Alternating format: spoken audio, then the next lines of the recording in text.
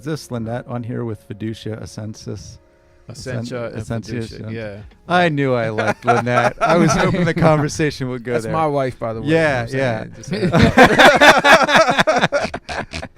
yeah. We're one. So yeah, not enough to.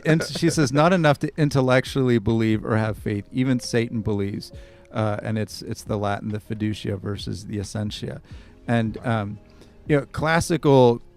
It's in Reformed theology, but I want to say that it goes back to before like the Reformation. And don't quote me on this 100%, but I wouldn't be surprised if you find discussions on it in like Aquinas or something like that, because he was a sharp dude too.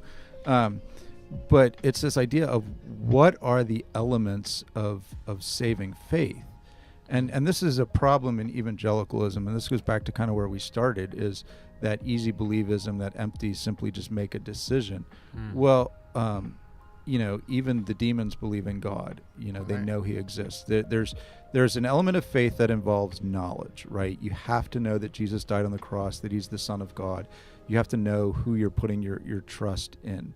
There's an element, then we take it one step farther. In the Latin, it's essentia, or AssENsus. It's this idea of assenting to that knowledge. So the first thing is you hear that Jesus is the Son of God. You have to know that.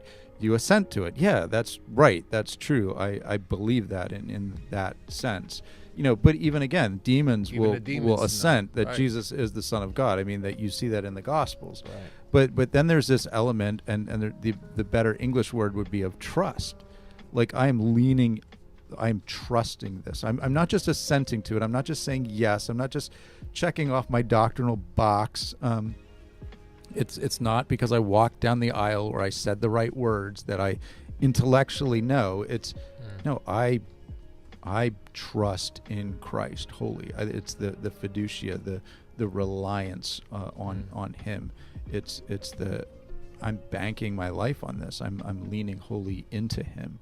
Now you can't have that without knowing who he is. Like somebody that says, well, I fully trust Christ and rely on him, but then denies he's the Son of God. I mean, you could find cults out there that's the Gospel of John. Right. That's yeah, you have there. to. Yeah.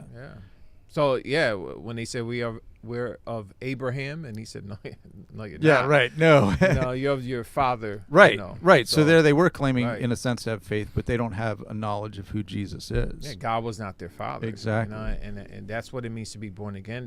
That's what it means to be regenerate, to be a believer.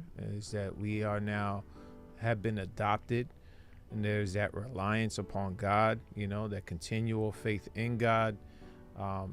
So that's not just assent, that's a sonship, that's being adopted.